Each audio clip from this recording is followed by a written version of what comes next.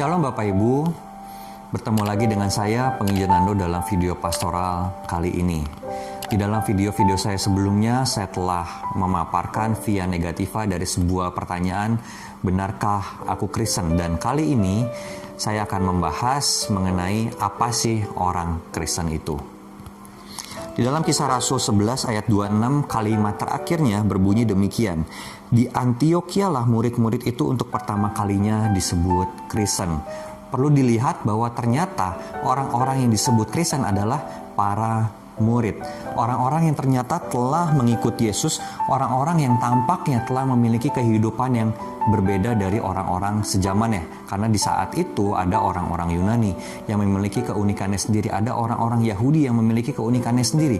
Tapi orang-orang Kristen ini memiliki gaya hidup yang berbeda. Dan yang paling penting adalah mereka para pengikut Kristus, mereka murid-murid Kristus.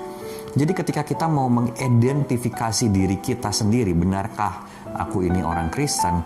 Ternyata orang Kristen itu apa? Orang Kristen adalah orang-orang yang mengikut Yesus, orang-orang yang menjadi murid Yesus. Nah, apakah orang yang menjadi murid Yesus ini bisa kita cerna dengan begitu mudah? Mungkin bagi sebagian kita tidak. Karena itu saya akan mengajak kita untuk melihat kembali beberapa bagian firman Tuhan yang sebetulnya pernah atau sudah saya bahas di dalam video yang sebelumnya.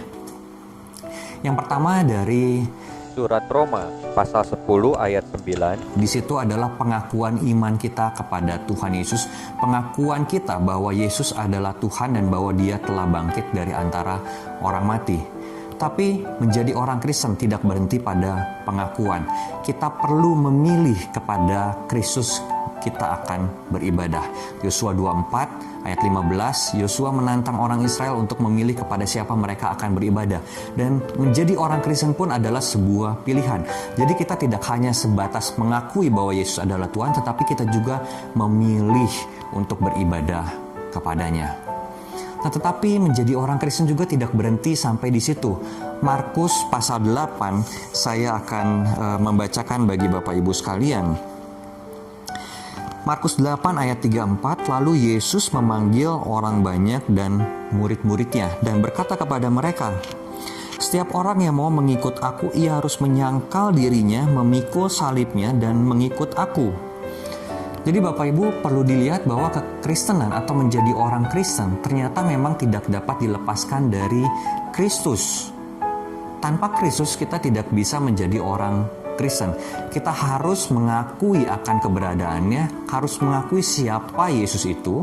Kita harus memilih kepada siapa kita harus beribadah, yaitu kepada Yesus Kristus.